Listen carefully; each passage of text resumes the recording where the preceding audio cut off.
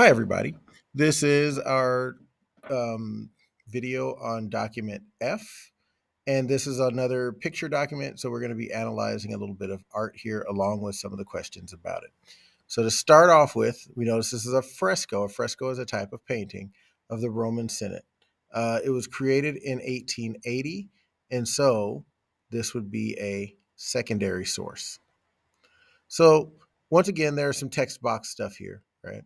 So if we look, it says during many years of the Roman Republic from 509 to 44 BCE, members of the Roman Senate, and there are about 300 men, served for life. They usually came from the oldest Roman families and inherited their seats. So there are a couple of things here that are going to be massively important for thinking about citizenship.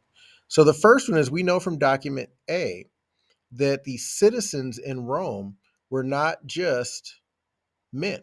We know that women could be citizens. We know that children could be citizens of Athens, or excuse me, of Rome, not Athens, of Rome.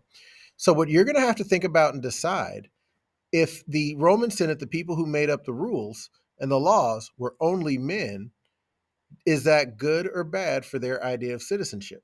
Is it better to have more people being able to be citizens, even though they may not be able to be part of the decision making process? Or is it better to have all of your citizens be a part of the decision making process?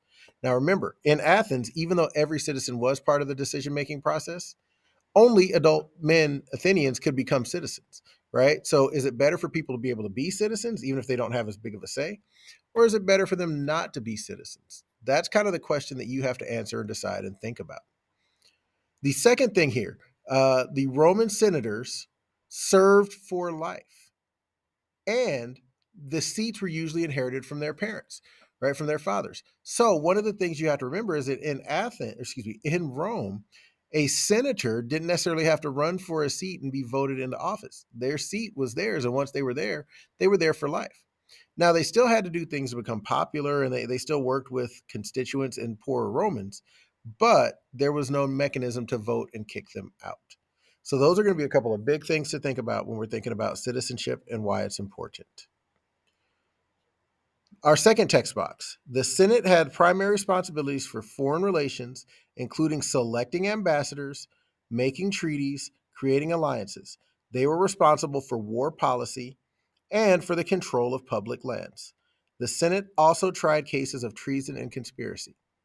So this second box here talks a lot about the responsibilities. So remember, our first box was who could be a senator and how they got to be a senator. Our second box is the responsibilities of a Roman senator. And our third box is going to be the history of the Roman senator. Though it started as an advisory board to Roman kings, by the 3rd century BCE, the Senate had full governing power in Rome, right? So as the Senate went on, it went from giving suggestions to the king to being the people who make all the choices. Now let's look at our questions. How many served in the Roman Senate? How many could serve in the Athenian assembly? And you'll have to go back to document D, but to document E as an elephant to find the answer to that if you don't remember. Question number 2. How long was the usual term of service for a Roman Senate? Okay, so you'll need to know that. Question number 3. Compare the social class makeup of the Roman Senate and the Athenian assembly. What does this comparison tell you about the political power of the average citizen in each society? So, what you want to think about here, what you learned in document B with the old oligarch, as well as document E, right? That will help give you an idea on what Athenian citizens could do if they were poor. You can compare that to the power that Roman citizens have if they are not part of the wealthy class. And finally, compare the two images of documents E and F. In your opinion, what were the strengths and weaknesses of the Athenian assembly and the Roman Senate? So again, on the Google slide, I have some strengths and weaknesses that I thought might be there, but you might have others. The ultimate thing here is there is no right or wrong answer for this question. It's how well you explain it.